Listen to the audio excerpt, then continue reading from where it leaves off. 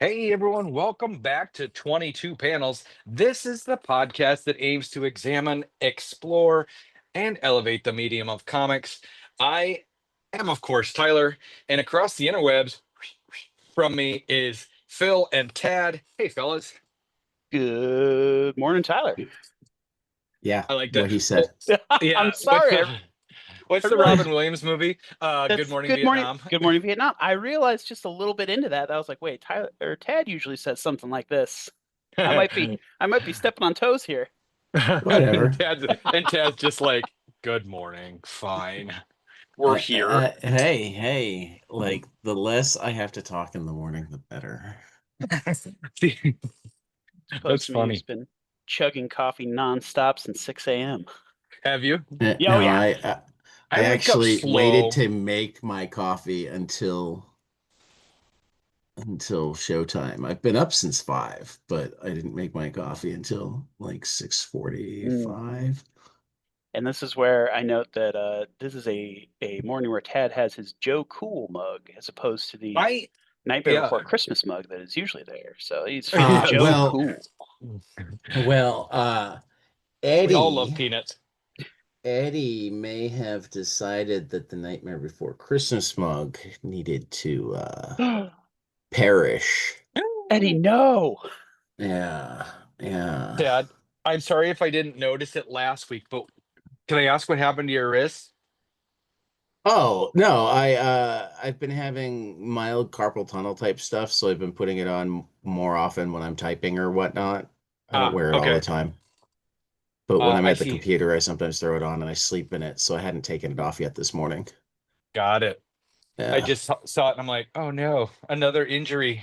No, I mean, at least not one that I could figure out specifically, but I kept like rubbing my wrist and whatnot, and my wife being my wife, there just suddenly came a package in a mail that had a thing, and she's like, wear this when you type and when you sleep. And I'm like, okay, it seems to be working, so Oh, funny. You have a good um wife. You have a good wife, Dad. and now she makes me go to the doctor. Ugh, aren't they the worst? I know. I'm just kidding. I just got to tell you she's good, and then I'm like, ugh, isn't that the worst? She makes me go to the doctor. She makes me take care of myself, makes me eat, reminds me Yep. that it's time to go to bed. All those things that I'm bad at, she does for If you're up late and she's gone to bed, will she get back up to tell you, hey, you should go to sleep? every once in a while, yeah. Okay. My wife will not. Particularly She does not care if particularly I if stay. we cry. Well, essentially what it is she gets up once or twice during the night to go to the bathroom. And if I'm still up when that's happening, it's like Busted. so, uh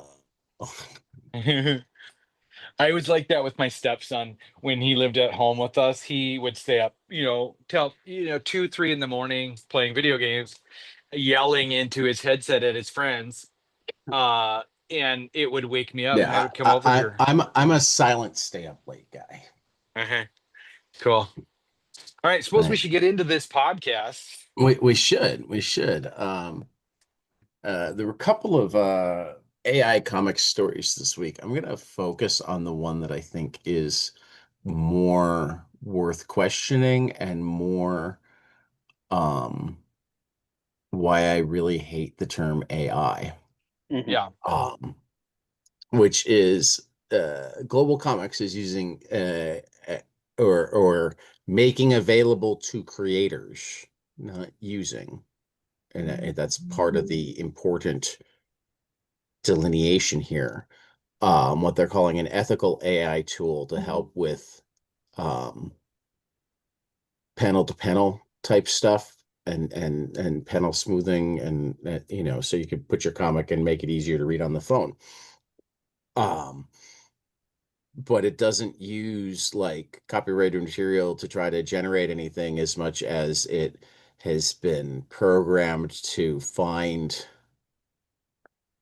different types of um, negative space, essentially. So to Hmm. find the gutters, or even like, I mean, where it's better than just finding gutters in a really simple way is it does have some level of programming to help it figure out, based on where word balloons are, um, what panel or good reading area you have, um, even if it's not a strict panel thing. But Yep. also, like, it's a tool that, I mean, I suppose some creators might just go click, click, click, click, click, click. But really it's a tool where it's gonna do it and you'll go, no, I need to move this down and maybe over a little bit. It's like a starting point tool for Yes. each Hmm. panel. And this is where both I go into, um there's a conversation to be had about how a lot of things that are called AIs could be reasonable tools. But in some ways, that's also why the term AI is just terrible. Hmm. Because we don't have anything that comes anywhere near a true artificial intelligence. And more, AI is a marketing term for any kind of algorithm, certainly large language models, Hmm. um, anything that does I mean, to a certain extent, like half the things that some of us have been programming into spreadsheets forever are now considered AI. Oh, put in your finances here and get your estimated budget. And it's like, yeah, this is called a spreadsheet. Hmm. You're skipping a number of columns to make it look magic.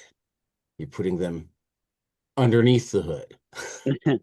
This is it's really funny to me because I've definitely noticed that as well with the trend of AI Calling popping everything up. AI. Yeah, and Right. believe it or not, this has actually happened before in terms of programming in computer Oh history. yeah. In the 90s, Microsoft pushed ASP.NET, which at the time ASP stood for Active Server Pages, but the service, ASP.NET had nothing to do with that. It was just the popular term that would get things to sell at the time. Right. And we're in Right. a similar state, and that's Right. part of the problem I have with any company touting, oh, AI this, AI that, is that you're effectively lumping yourself in with the people who created the technology that is the plagiarism machine, you know? And you're saying, yeah, no, we think we want to Well, and be I associated with think that. it's worth mentioning that at least some of them made a conscious decision to make it a plagiarism machine. Yes, exactly. There were people that said, "Hey, we're training it on stuff. We need to make certain it knows how to cite. We might need to look into whether or not we need to pay for this, Hmm. Hmm. um, etc." And I think there's actually even an argument that they wouldn't need to pay for most of it, but that's an argument that they needed to make Yeah. And rather that's than try to hide it entirely. hmm Um, I mean, it's enough of a fair use thing that I think an argument can be made, but they also would have then had to program in such a way that it legitimately cited everything that it used when it generated something.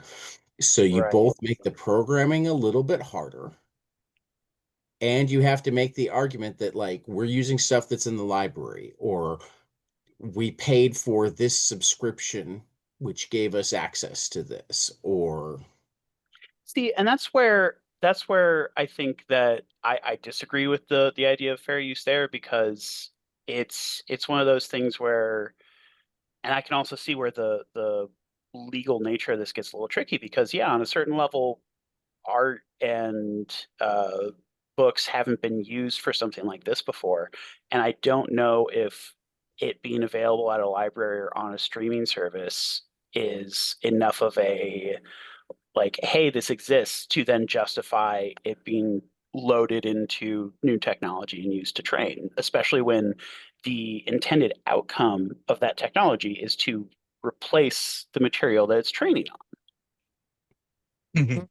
I mean, there are a couple of things to unpack there, and this Yeah. is one of the reasons that I do actually want to have a much longer conversation about this at some point. Hmm. Uh, but the first thing to unpack there is the difference between whether it's right and whether it's legal. Yes.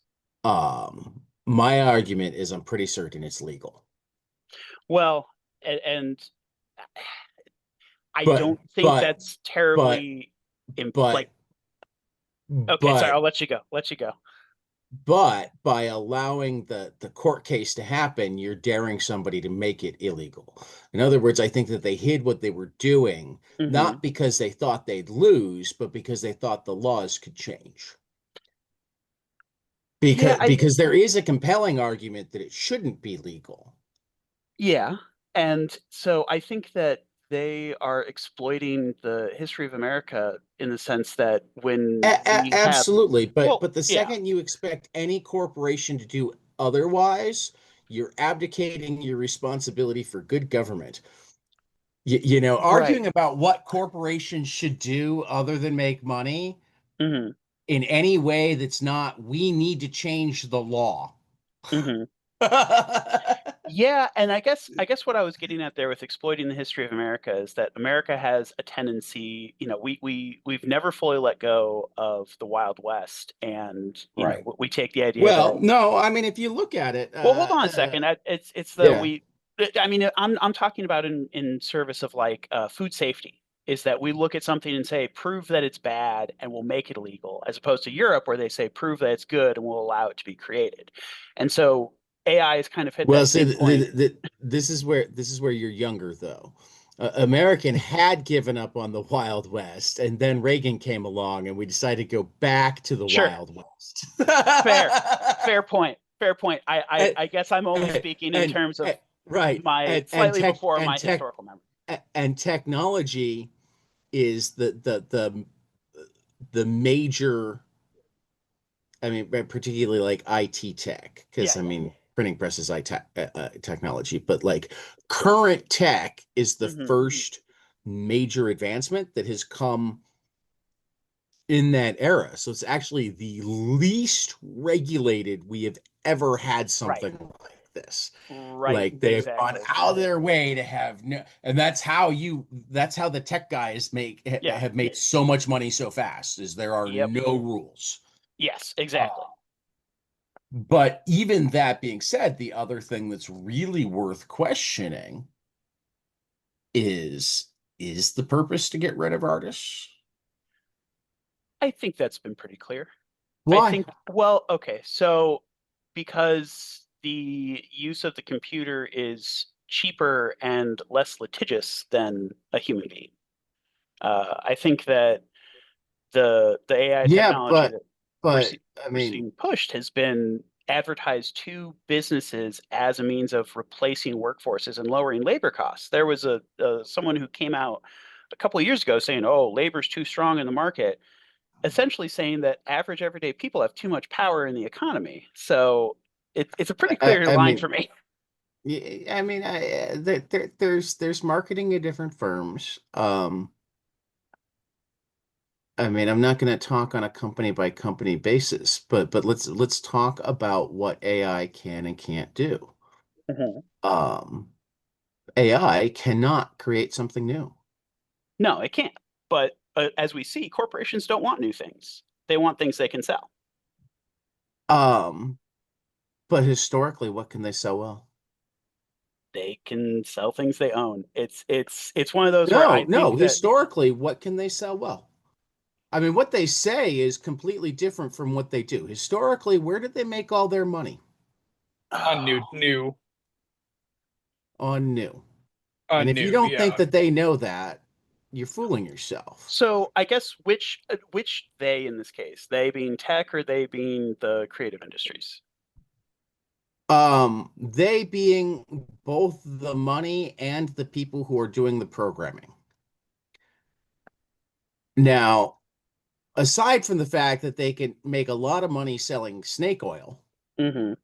and that's why you're seeing the marketing of I mean, I didn't say that there won't be massive disruptions to all sorts of Right. things, but I mean, I won't get into it much, but because I'm still thinking on it, but there was a really interesting discussion on the back end of the word balloon with Michael Avon Oming and Brian Bendis, where Hmm. Matt Fraction had crashed in.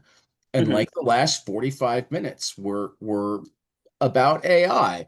Okay. And one of the things that Matt brought up that I think is incredibly true Hmm. is that AI is way better suited Hmm. for getting rid of executives than artists.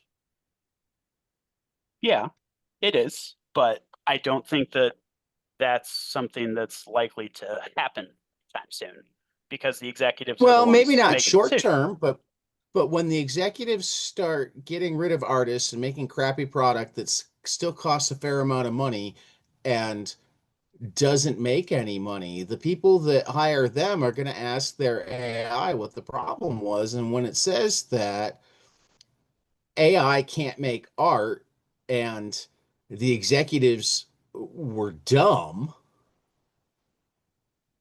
you're going to see them go away, assuming they even need AI to do that.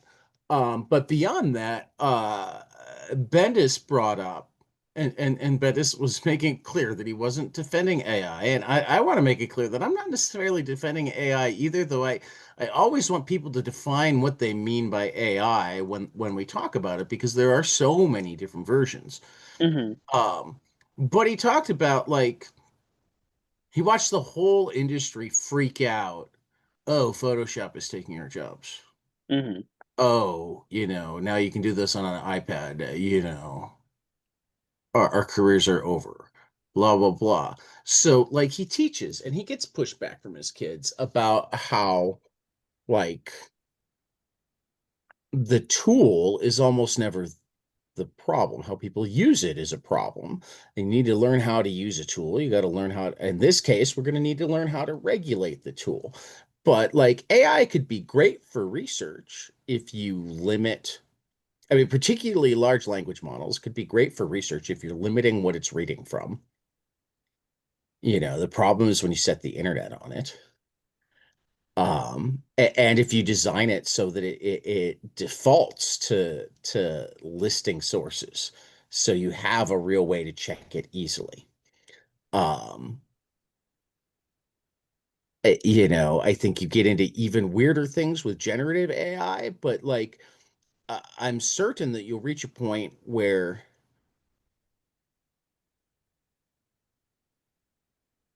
telling the generative AI what to do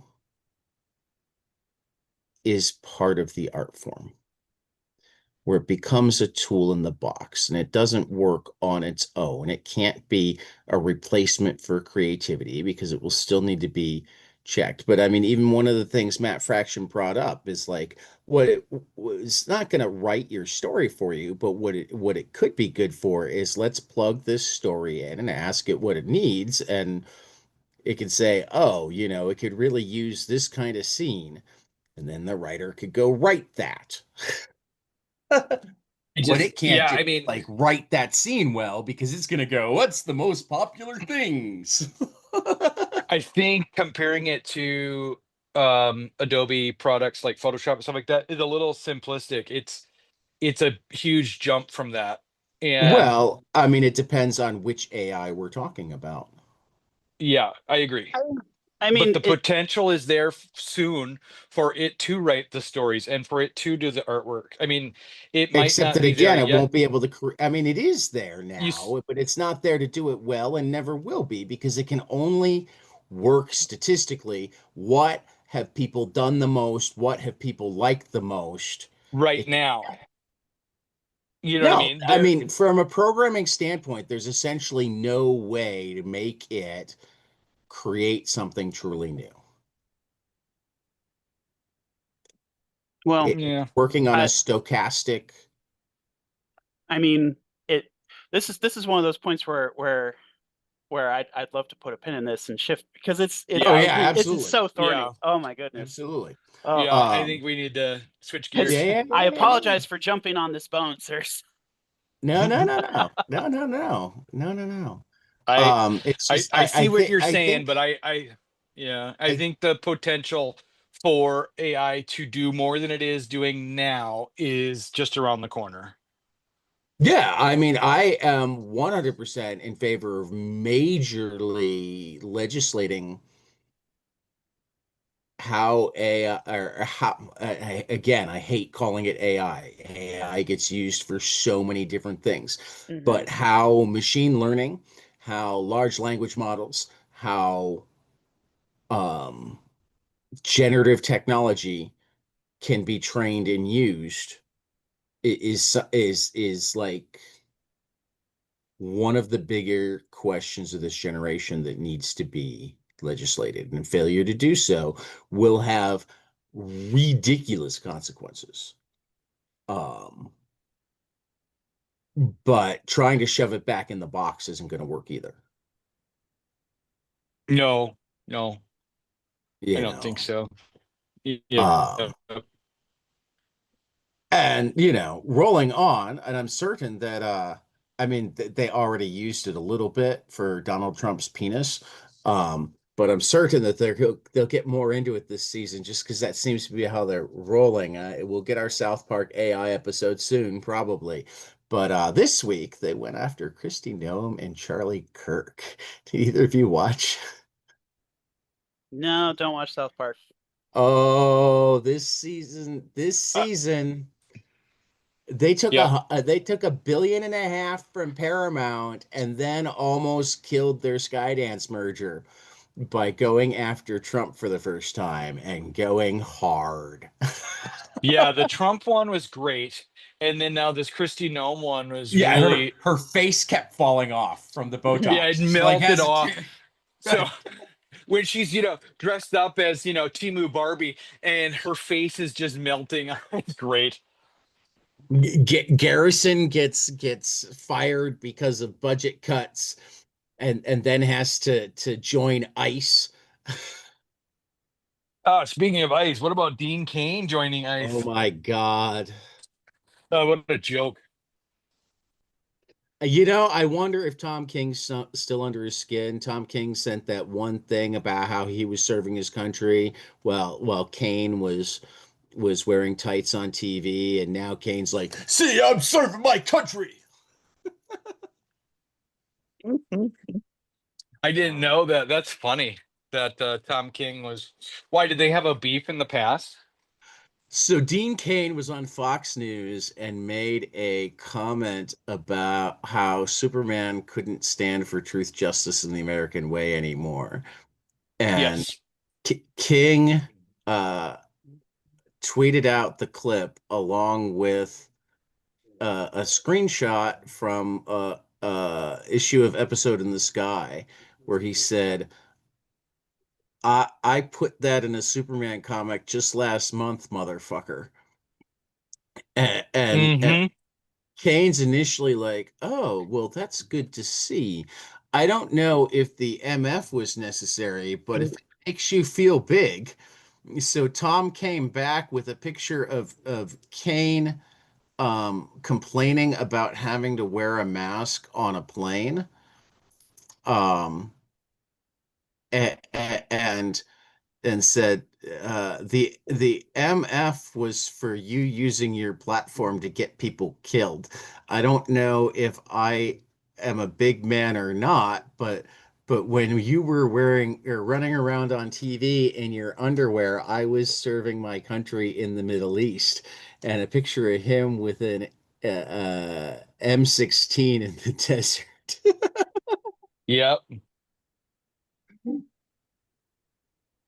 Kane may have withered away for a week after that.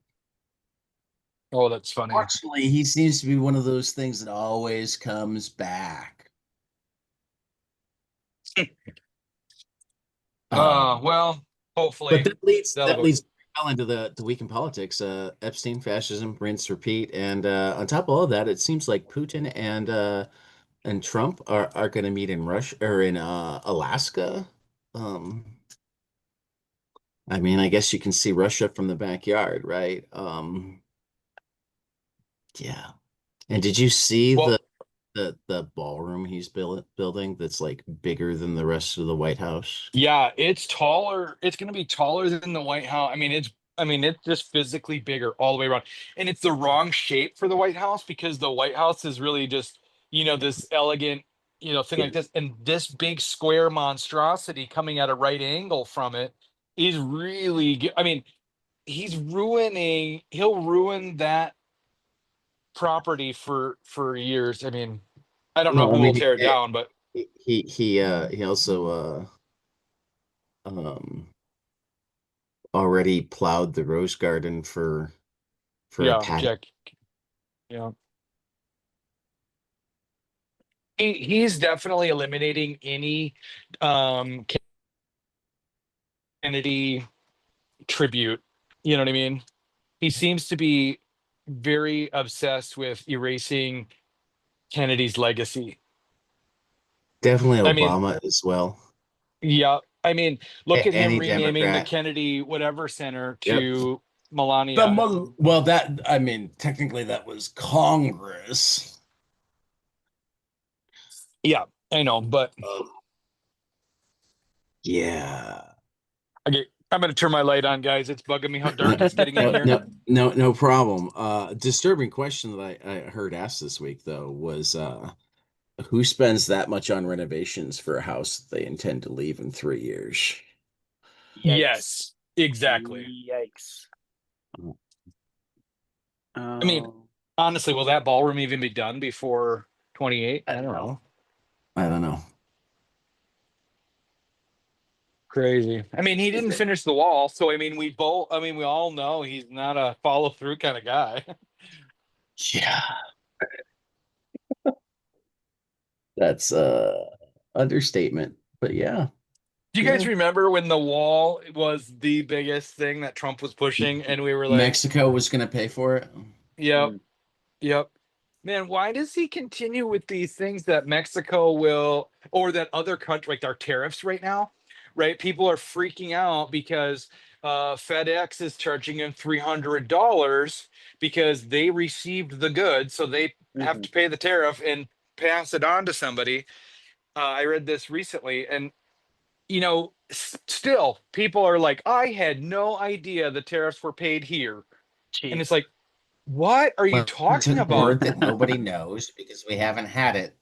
And Yeah. like, yeah, yeah, I know, but we all yeah. we all learned about the Boston Tea Party. Right? I mean, Uh, did you learn that it was about tariffs though? Because there are a I lot of history books that leave that part out and just call it about a taxation. Yeah, They call it a exactly. taxation on on Are we American talking tea. semantics here? I mean, what? well, Well, no, we I was are, more but they become important semantics when you're talking about swaying people, I Using terms they're not familiar with. I'd right? also like to say that now seems like a great time for a dramatic gesture akin to the Boston Tea Party. I A mean, dr- sure. I don't know Let's what and just. where, Yeah, but I was about to What do say, we? I have no What idea what should you we? could do What anymore. should we throw? I mean, if Chicago can turn a river green for St. Patty's Day, I think something can be done somewhere. Oh man. Hey, do you guys remember like 20 years ago when Dave Matthews Band emptied their bus onto the I do. Chicago I River, do. like all the I waste, and it still landed on a tourist bus or still tourist boat? strongly Uh, dislike Dave Matthews Band. Yeah. it was actually almost 30 years ago, but yes, I do remember. I have Oh man. taken that architecture tour and it's great. Oh man. I still can't get over like why the tour bus guy, the driver, would decide to empty there. I'm like, what? When you I gotta go, you Whatever. gotta go. mean, Okay. All right, we'll move on. We'll move on. how about we finally talk some new comics? Yeah. Well, I'm excited for this first one. This is Cult of Lamb, um, from Alex Packnadel and Troy Little. In the aftermath of their first and closest follower's sacrifice, Lamb continues the bloody quest to defeat the bishops of the Old Faith, but they lack the conviction to tend their flock back to the cult. More potential followers are rescued by the day, but with no one to indoctrinate them, Lamb's powers grow stagnant, and the one who waits becomes weary of his earthly vessel's resistance to the full power and responsibility of the Red Crown. When famine strikes the cult, a challenger to Lamb's mantle emerges, and a new struggle continues. This is going to be out to you guys from Oni Press or Devolve Monster, Massive Monster Devolver and Oni on October 29th. And it's Cult of the Lamb Schism Special. Yes, sorry, You just Schism didn't want to have to Special. say schism, didn't you? Love a good schism. Schism Special. did Yeah, too. I missed that part. But I love Cult of Lamb. If you haven't read the initial run of it, it was great. All right, next up we have Electric Cowboy from Ansel Kite. A devoted android transfers the memories of their missing partner in the science fiction comic perfect for fans of thwarted love and surreal art. Alfie and Caroline are celebrating. Tomorrow they'll go down to the enormous red desert planet that they're orbiting, restart the electric dynamo at the planet's core, and create a new habitable planet for humankind. Tonight, they kiss over hot toddies and rest knowing their mission is nearly complete. Yet, when Alfie awakes the next morning, Caroline is nowhere to be found. Alfie descends to the barren planet and discovers a tear in the space time continuum, allowing them to clamber into Caroline's memories in search of her. As they chase an elusive Caroline through time, they receive more questions than answers. Why won't she let Alfie find her? And who is this other stranger in her memories? From Silver Sprocket in stores October 15th. All right, back to me again. Sorry, Ted, you're being just pushed out of this. That's cool. Expatriate X-Men. This is the follow-up to Exceptional X-Men. This is the e-viewing and Francesco Martorino. Let's see here. United by war, X years later, like the fallen and reassembled United States, the new team of Miss Marvel, Bronze, Melee, and Riff rises. They have seized control of the Mississippi River waters that divide mutant kind from the rest of the humanity. Feared and powerful, their guerrilla tactics keep them in control until a high-stakes mission to extract a valuable asset threatens to tear the team apart. And they hold together when everything's on the line. This is going to be from Marvel on October 29th.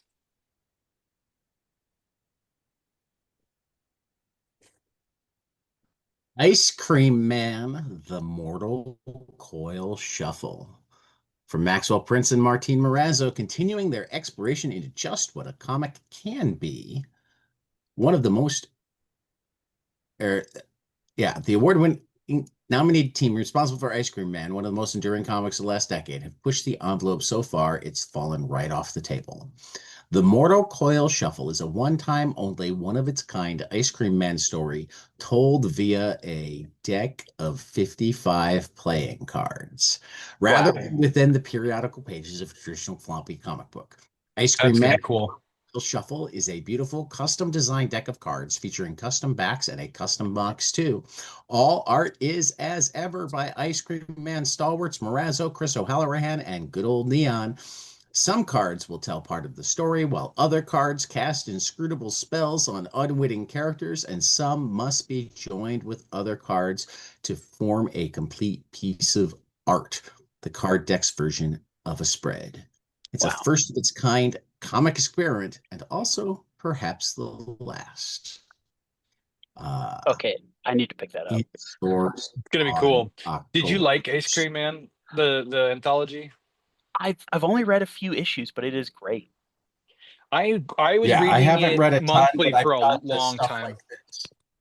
Yeah, it's really good. I was reading monthly for a long time, and then it just I don't know why I dropped off. I feel bad because it's a good series, but cool. Cool. All right. Next up, we have Marion Heretic #1 from Teeny Howard and Joe Jaro over at, this is Boom, right? Yep. Yeah. Yes. Okay. Boom Entertainment. All righty. So Sister Marion is a witch hunter, a mother superior, and a heretic. guided by a goddess the church refuses to acknowledge. When the Holy Father Church brands her order blasphemers, Marion strikes a dark bargain to become their personal enforcer. As she delivers murderous judgment night after night in the city of Vespers, she can feel her soul fracture. But what can she do with the lives of her sisters at stake? And that is going to be in stores October 1st. Check out the cleavage on that nun. That's pretty sweet. No, that looks like a good story. I love me a heretic story. Uh Mary oh, it's Sue you, number Ted. one from Megan Fitzmartin and Lisa Searle, also from Boom Entertainment. Despite what her mom thinks, Cassie has lots of friends. They just all happen to be online where she can talk to them about her beloved favorite show, Riverview, and get their feedback on her fanfic work in project starring Jessica, her very own hot vampire OC. But her fic writing persona is revealed to the entire school when her former best friends finds it and can't resist reading some of it out loud to their classmates. Cassie thinks things can't get more humiliating until her very own Mary Sue pops right out of the fic to save the day or make it much, much worse. In stores on October 1st.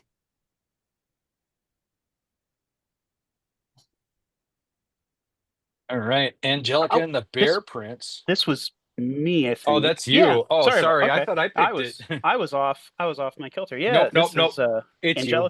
Angelica and the Prince from Trung Le Win. Um, that is going to be Angelica was the girl who could do it all till suddenly she couldn't. Burnout hit hard. Now, after some very low moments, she's ready to get her life back together, thanks to her friends and one very surprising source of comfort, a bear. Perry is the mascot of the local theater. He's been sending Angelica supportive messages from his social. They've become friends, and Angelica might even have a crush. Determined to find the human behind the bear costume, Angelica gets a summer job interning at the theater. She might never go back to being the girl who can do everything, but perhaps she is the girl who can magically have it all. That one is going to be in stores on October 7th from I am Random House Graphics. Here's why I thought it was mine. Yeah. Last night when I was picking out my picks, I Mm-hmm. was reading that one. I was reading the Mm. title of it, reading it. I'm like, this is really good. And then I went down and saw the title of my next one. I'm like, nope, that's the one I'm picking. All right. Black Arms to Hold You Up, A History of Black Resistance from Ben Passmore. It's the summer of 2020 and downtown Philly is up in flames. You're not out in the streets with everyone else, Ronnie asks his ambivalent son Ben, shambling in with arms full of used books, the works of Malcolm X, Robert F. Williams, Asada, and Sanyika Shakur, among others. Black liberation is your fight, too. So begins Black Arms to Hold You Up, a boisterous, darkly funny, and sobering march through Black militant history by political cartoonist Ben Passmore. From Robert Charles's shootout with the police in 1900 to the Black Power movement in the 1960s to the Los Angeles and George Floyd uprisings of the 1990s and 2020, readers will tumble through more than a century of armed resistance against the racist state alongside Ben and meet firsthand the mothers and fathers of the movement, whose stories were as tragic as they were heroic. What, after so many decades, lost to state violence is there left to fight for? Deeply researched, vibrantly drawn, embracingly introspective, Black Arms to Hold You Up dares to find the answer. From Pantheon Books on sale October 7th. All right, my next pick is Ding Dong Circus and Other Stories, 1967 and 1974 from Sasaki Maki from Floating World. A new edition of the long out-of-print Ding Dong Circus. This collection represents, for the first time in English, the best of Sasaki Maki. Sasaki Maki's work, mainly from alt manga super magazine Garo, drawn between 1907 and 1974. The 15 storation of collage methods in comics storytelling weaving through references to R&B, rock, rock and roll, the Vietnam War, Andy Warhol, the Summer of Love, the Beatles, British humor, and the wacky world of Japanese consumerism.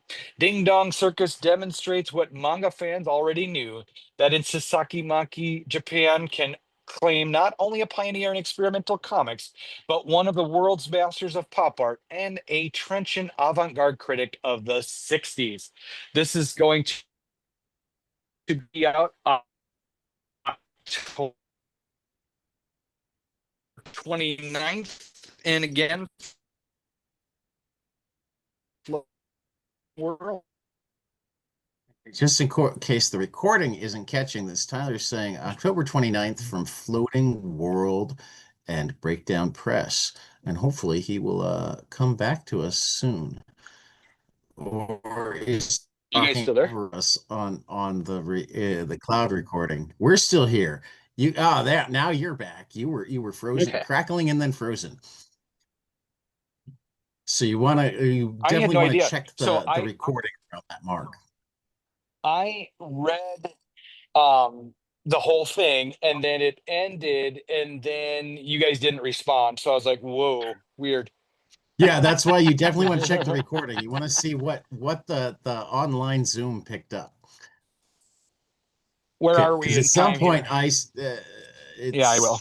it's at some point I started talking over you a little bit just because I wanted to make certain that something was picked up. But then it occurred to me that oh, it might be recording both of us.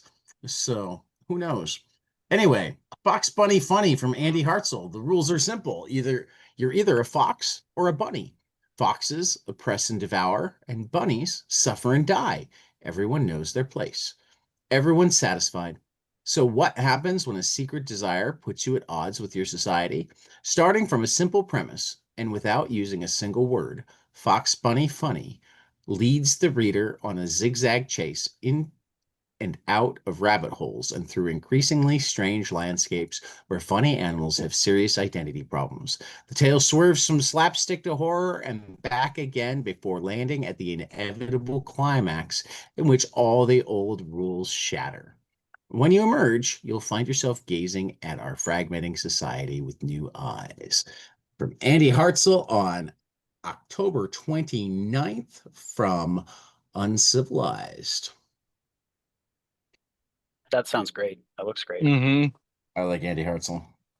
All right, this one is me. The Past is a Grotesque Animal from Tommy Parrish. Tommy Parrish is an Australian trans cartoonist and one of the most distinctive voices in contemporary comics and graphic novels. Balancing emotional honesty with a keen awareness of the human condition, Parrish navigates fear, loneliness, identity, body politics, queer desire, masculinity, fear, and the ever fluid nature of all human relationships. The Past as a Grotesque Animal collects over 24 short stories of varying lengths, interspersed with ephemera from Parrish's own life, diary entries, photographs, illustrations, paintings, and more. Parrish's autobiographical elements inform their voice as a writer and the ways their characters constantly find one another adrift in their own seas of experience, current situations, trauma, and desire. How those characters coexist, how they are complicated by outside forces and internal ones, affect our hardwired need for meaningful connection. The book also showcases Parrish's singular and assured visual style, blending clear lines, expressionistic character designs, and gorgeously complex hand painted color. That's going to be in stores October 15th from Fantagraphics. Fantagraphics. Oh my gosh. I was going to guess Fantagraphics, but I didn't want to say the wrong one. Yeah, that sounds fantastic. And the title's amazing. All right. Can you guys hear me? Yes. Yes. Okay, good. The Ultimate Oz Universe, Volume 1, The Lost Lands from Cullen Dunn, Larry King, Mike Diodato from AWA. Oz, you think you know the whole story. You don't. What you've seen in the movies is only a small percentage of the story. There is so much more to explore in the universe created by L. Frank Baum. So many regions to visit, so many fascinating characters to meet, and so much history to learn. So many stories to tell. With Ultimate Oz Universe, the Lost Lands, writers Colin Bunn introduce you to a version of this amazing fantasy realm you have never seen before. This will be in shops November 12th. All right, some collections. Woo! This one's gonna be good. Uh-huh. This is Daredevil Cold Day in Hell from Charles Sewell and Steve McNiven. Let's see here. Can you scroll down, Ted? There we go. Okay, Matt may no longer have his incredible abilities, but he's still doing whatever he can to help those in need in a city broken beyond repair.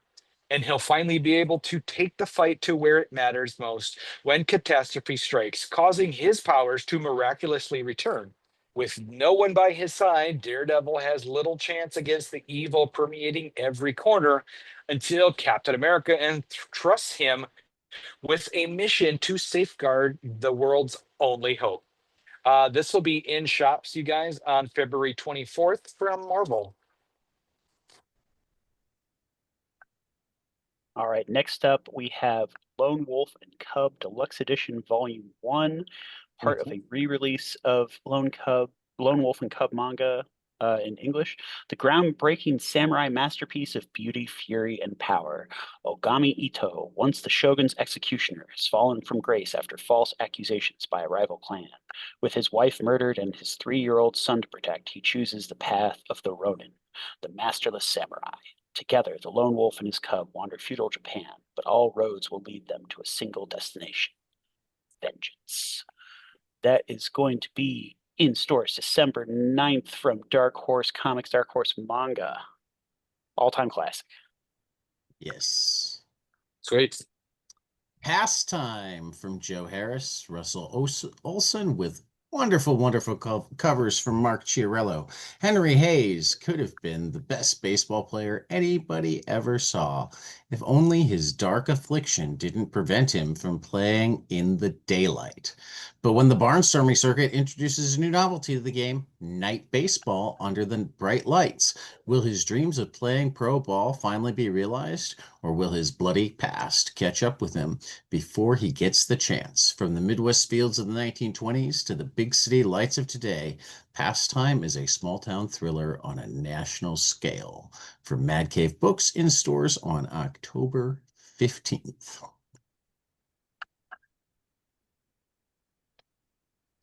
So, final order cutoff on August 18th. We have Black Hammer Spiral City from Jeff Lemire and Teddy Christensen. Endeavor #1 from Stephanie Phillips and Mark Lemming at Distillery. It Kills Everyone But Me #1 from Ryan Parrott and Letitia Kedanichi at Mad Cave. Never Been Deader, Lifeless Carl, and the Not So Sweet Embrace of Death from Tommy DeVoid at Titan.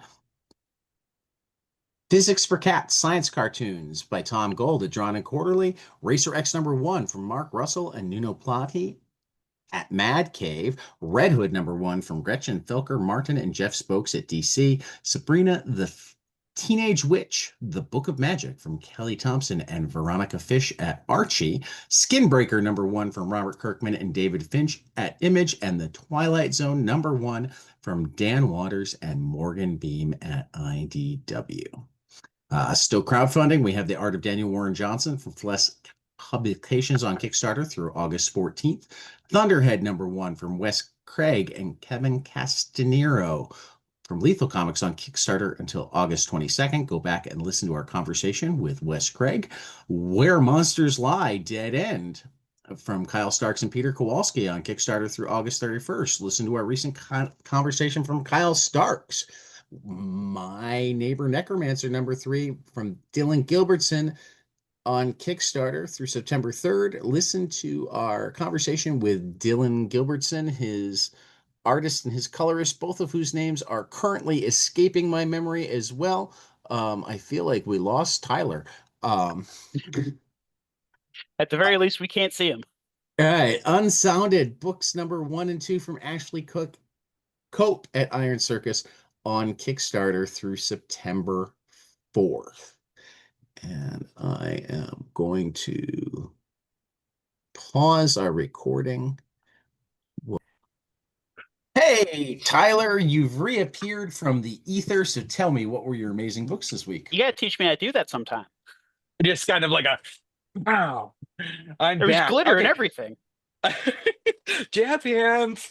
Hellboy in Love or The Art of the Fire #1. We've already had some Hellboy in Love stuff from Mike Mignola and Christopher Golden. Art by Alex Nieto from Dark Horse. Has been um, it's it was really cool. I can't wait to see what's coming next. Tad, this only didn't get my #1 because you put it at #1. I don't want to give it away, but I already Oh, I did. see how it is. Don't want to Yeah, copy me. well, I didn't want to, but it was so dang good. Uh, Orla you should #1 have. from John Lees and Sally Cantorino from Mad Cave. Oh, it Go was back so and good. listen to our conversation with them because they're also very cool. Yeah. Uh, so Phil, if you haven't read this one, you should do it if you like I creepy, did. gory It, stuff. It was great. Yeah. Yeah. yeah. Yeah, I was about to I say it's on global. Global Comics. Yes, I'm gonna be So keeping up yeah. with it because that was a great first Yeah, issue. no, it was fucking I'm gonna great. see if I can convince my wife to read it month to month too, because she was interested Shit. by the premise. Yeah. Yeah. Yeah, Uh, and yeah. then our Archie obsession continues. This is Archie versus Minor Threats from Patton Oswald and Jordan Bloom and Tammy Heeg, Scott Koblish from Dark Horse and Archie Comics. Tad, what about you? What are you? Well, Orla #1 took my top spot because Hmm. it's just that good. That it beat Hmm. your Uh, #2 is incredible. Yes. yeah, exactly. It Poor beat out Gilbert. Roy from Hilbert and Natalia Hernandez. Um, even though my apologies to John and Sally because I love talking to them, but talking to Beto and Natalia was one of the greatest experiences of my life. Um, I mean, talking to Beto's always fun, but like to have the father-daughter riffing off of each other was just something else. Um, so like, yeah, but they still fell into the two spot. And then like even that more amazing because Ethan Parker and Griffin Sheridan delivered with their two books. Blink and You'll Miss It #1 with Keith Browning from Boom and Godzilla Escape from the Dead Zone #1 from with Pablo Tunica from IDW. And their two books still landed them in the 3 spot. Um, Couple of fantastic debuts. Um, so yeah, that's that's my so many honorable mentions. I can't even list them all. This We'll was a good mention week. we'll mention the #1s that haven't been brought up. We had Ancestral Recall, we had Cul-de-sac, we had Cheetah and Cheshire Rob, the Justice League, we had Cruel Universe 2, um, Hero Trade Project Chimera. Um, I should probably bring up Chris Condon's Ultimate Wolverine #8 continued to kill it. Oh Uh, God, it was so good. right. Don't forget your briefcase #2 also continued to kill it, and you need to reach out to Elliot. Um, yeah. Yeah. Let me. This is real quick. Once again, I had a second wondering who's this new character, Cheshire Rob? Yeah. But in any case, my giant-sized Hoopla digital pick this week. This is a series I read in single issues when it was coming out. It is Shudder, 5 volumes, 30 issues from Joe Keating, Layla Del Luca, Owen Guiney, Ed Brisson, and then John Workman comes on board after Volume 1, legendary letterer there.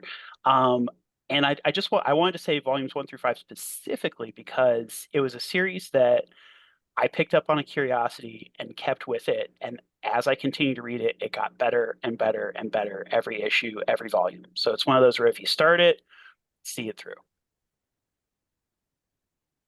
Yeah. We Uh, had Joe Keating on for our he's editing the Future Is. Ooh. So we had him and Fred Van Lente on together a while ago. Nice. So, Tyler, you continue to get ahead of me because I read no One Piece this week. Okay. Well, yeah, so I am on 565, which is funny because I saw yours where you're at 556 and my brain switched it to 565 and I went, wow, we're on the same spot again. That's awesome. Right, I also right. did that. Yep. I did that for a second, and then I went, wait a minute, no, Tyler couldn't have gone backwards. That'd be funny. You'd be like, Tyler, what's happening here? I'm like, well, I didn't get it the first time around, so needed to Right. go back and reread. Um, So are you where you're at? Are you dealing with Captain Buggy where you're at? yeah, Okay, okay. yeah. So we'll get So more into that soon. Let's yeah, let's let's hit some coal because you've got 20 minutes left. I do. Yeah. So this was Lazarus issues 22 through 26, Cull from Greg Rucka and Michael Lark. And I never know what you mean by timeline, Tad, when you write timeline there. Oh, that was when we still had the timelines on the side. Oh, okay. Mhm. Some of the different Nice. back matter features, they kind of dropped I those and copy did. and paste, dude. Mm, that's good. I completely understand. So Mhm. mhm. These are some of my favorite issues from, one of my favorite series of all time. It was one of Plot those, thickens yes. and crazy ass action. Oh yeah, the action is out of this world. That the art kicks off with like a squadron of futuristic jetpack knights, the daggers, Hmm. and we find out it's actually Sonya instead of Forever, but it's so friggin' good. It's one where, I've talked before about with each story arc, it feels like the series kind of levels up and widens its scope. And wow, this is great. Wow, this is great. This again, it just if the series was already a 12 out of 10, this pushes it into 15. It's Yeah. oh, It it's great. once I, got into it and understood what was going on with well, for example, like the X and then plus and then the years, right? Right, Uh right. I was like, what is that indicating? And then I'm like, oh duh, it's X amount of yeah, okay. That's okay. Uh so yeah, now I'm pulling it up right now. Sorry.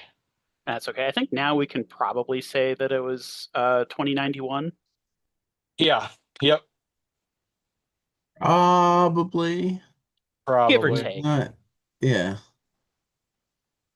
I mean, he does say in one of the ledger pages that I guess year X is 2017. Oh yeah. Um, Yeah. so, Why can't I um, find this? I am sorry, guys. I am just not finding what I'm looking for in my thing here. it's Thought I had okay. it pulled up and I don't. So I don't have it in front of me, but Oh no. hold on. Okay. So anyway, talk amongst yourselves. Bunt Gosh, yeah. cake. It was How about that? Said bunt cake? Yeah. it I'm Okay. just throwing out a was topic for you. All right. no, it was very, very, very good. Um, and as I said, this is where the plot thickens significantly Mm-hmm. Mm-hmm. and action packed and the letters pages um particularly like the specific Rucka writing in the back matter like turns as he Hmm. realizes that he's uh not writing as much of a possible future tale as it was originally intended. Oh yeah. Yeah. That Um, yeah. I like still he take remember. he takes out time to like specifically call out the difference between Trump and Hillary. And like this came Hmm. up with, I mean, we didn't talk about Old we teabag. didn't Well, yeah, we didn't talk about Trump as much with Kelly Sue last night, but Hillary came up and like, yes, Hillary is an imperfect person. Hmm. Everybody is, but like to think that any of the things that you worry about with Hillary are not true with Trump and Oof. like 10 times over and more, it just shows a complete misunderstanding of who Donald Trump is and Yep. how the world works. Oh yeah. Yeah. Yes. It was one of those. I still remember just how pumped and like vigorous I felt after reading his essay at the end of issue 26.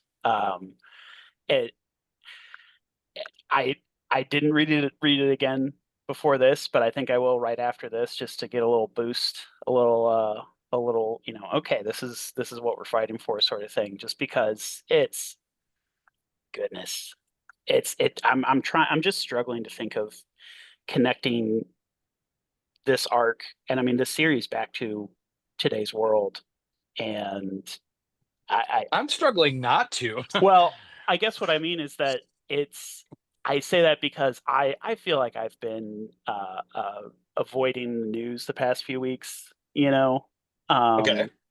and I'm starting to feel like it's my problem as opposed to the news's problem, where I feel guilty for not being more informed and you know not having more of an idea of what to do other than just keep going to work and surviving, Um, But like at the same time, there's a level where that's job one. yeah, right. You You can't know, do anything if you're dead. put your own oxygen, first secure your own oxygen, Right, right.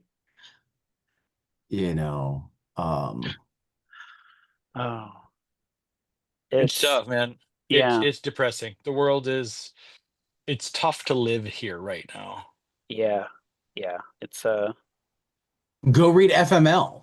there we go. Whew, that honestly, that book while I reading mean, it I definitely mean, helped me feel better. For Tyler, sure. Tyler just nailed the premise of why FML exists Hmm. because the world is tough and Kelly Sue needed an outlet, Yep. and the reason that it's amazing because the world is tough and She's Kelly Sue gave us an outlet. right. I was gonna say she's an incredibly talented writer, and David Lopez is an even more Yeah, incredible artist than I don't. It was one of those where I thought I'd seen yeah. his work before, but then that book was a whole nother level. Anyway, back to Lazarus. Yeah.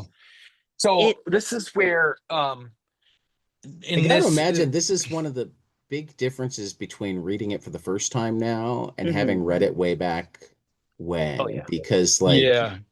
for me, it's kind of like, and like, I mean, more and more, I'm thinking that I might need to do a reread of Transmetropolitan again, just because for years like I read it every election season Mhm. because it was more true every time. And I really actually reached a point where I was reading Transmetropolitan every election series at or season and Lazarus after every election. Um uh, because like I hate it when people talk about, oh, it hasn't been like this before, or who Mhm. could have seen this coming, or, I am not one that wants you to spend all of your time and energy following everything, etc. But like, if you don't pay enough attention to have real thoughts and ideas about what the people representing you stand for and are doing, if you don't bother to take the time to learn what government can and can't do. Government actually has, I mean, except with things like tariffs, government has like limited ability to sway the economy a ton, right? Government has a ton of ability to educate the next generation or keep people healthy. Or not. Well, yeah, but what I mean is, I mean, or not is having the ability means that you also have the ability not to. Yep. When it comes Right, to right, yeah. overall economics, the government actually is not the biggest piece It's funny because I agree with you and that isn't in a place to be the biggest piece. right, and But in specific things where money isn't the big deal. mhm. Well, it's interesting because I think that you're right that the government doesn't have a lot of power and influence over the economy directly, but I do think there's at least a piece that Oh, it absolutely. influences it. Yeah, and No, I it's didn't say inescapable. they have. I Oh yeah, didn't no, no, say that I they have no influence, but right, right. the idea that we give the president all the credit when the economy's good Yes, agreed. and all of the slam when Hmm. it's not is just it's relatively inaccurate. Yeah. Oh yeah. Um, Among other things, economies are complicated enough that there's like no single actions that tend to make big needle changing differences, Hmm. right? Whereas the Affordable Care Act was a really big deal. Oh yeah, it was huge. The the Voting Rights Act did a lot.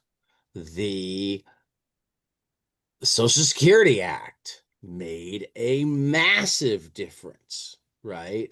I mean, so there are things that the government is both positioned and capable of doing great things at that are unlikely to be done by corporations for what we just talked about earlier. There's only Hmm. one thing you can rely on a corporation to do, one thing that you should rely on a corporation to do, and that's maximize profits. If you see that them maximizing their profits is bad for society, then you need to make laws. If them maximizing profits doesn't help society, you need to make laws. The reason you will never get the best healthcare from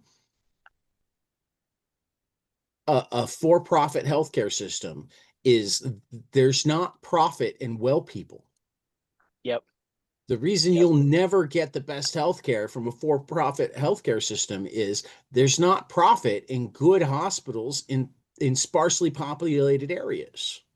Unfortunately, it's one of those things where I mean, these are just basic economic things. yes, it's one of those where if you're focusing on profit, you're not focusing on people. But there are And also things that don't actually cost that much money. uh-huh. Not when you're talking on a government scale, Right. And which is why lack of numeracy becomes a big deal. Oh my God, they spent millions of dollars on this. Yeah, you uh-huh. just saved those millions to spend a trillion. Do you understand how Yeah, many yeah, yeah. millions are in a trillion? Yep, yep. There's that as well as oh gosh, I just had this thought. I it's even I think that the numbers like numeracy becomes much more difficult in how heavily speculation based our economy is because Oh yeah, there are things that don't cost much that then get, again in relation to hospitals that then get decided they need to cost more for various right, profit based reasons right. like Well, and because like our and this will tie it back to Lazarus. mhm, Our antitrust laws have fallen apart. yep, They cost money because like the hospital system is buying the supplies from the medical supply company owned by mhm, the same venture capital as the hospital system. oh yeah, They cut the deal with the insurance company owned by the same venture capitalist system that owns the hospital system and the medical supply system. mhm. The out of network ambulance that they put you in is also owned by the same venture capital. I was gonna say the in network ambulance I'm sure still costs at least $1,000 to you. Right, right. But you know what I Yeah. mean? Oh yeah, yeah. It's Um, all designed to squeeze more money out of consumers, out of right. Yeah. populace. It's not designed to or actually out of the cause better. government. I mean, Guys, they I don't got care where the 6 money's coming minutes. from. So. Yep, 6 I was minutes. about Woo! I was about to say, Tyler, what are you looking forward to? I am really I know looking it's for. backwards Hating the What's that? government. because I'm supposed to go first, but I Oh, figured go it would for it. get us You out go. if I said, Tyler, what are you looking forward to? Let's go. I'm looking forward to you telling me what you're looking forward to. Well, fine. I could have done two separate lists, one with final issues and one with first issues. Yeah. The problem being that I think both of the lists would have been 4 rather than 3. Um, so it was a tough week to make decisions this week, but I finally settled on Golden Rage Mother's Knows Best #1 from Christy Williams and Lauren Knight. Or not #1, #5. So the concluding issue is my top pick.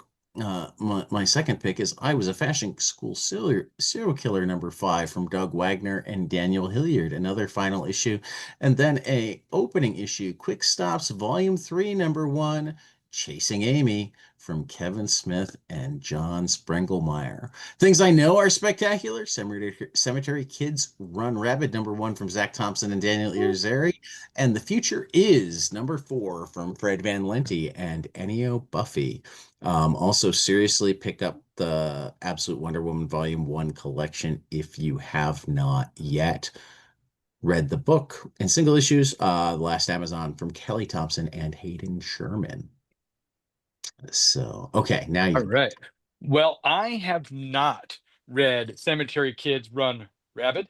#1. I'm really looking forward to what Zach Thompson's going to do next with that property. And Daniel Irizarry, is that how you pronounce it? From Oni. Yeah.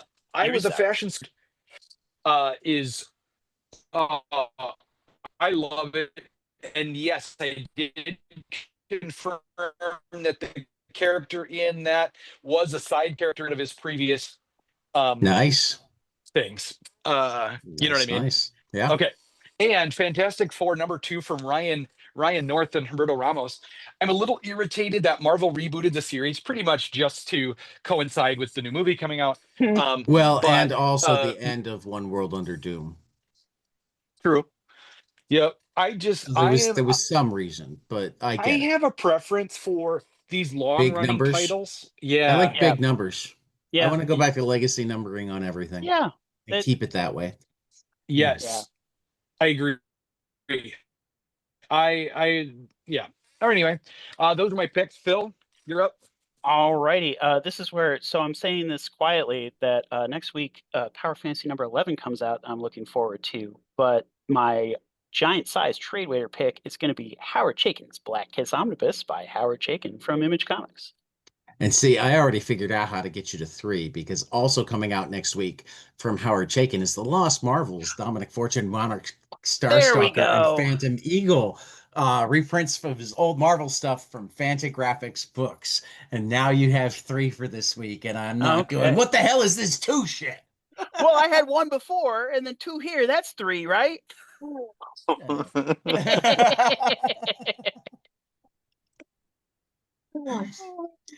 And Tyler, we got you out with 3 minutes to spare. So take us out, buddy.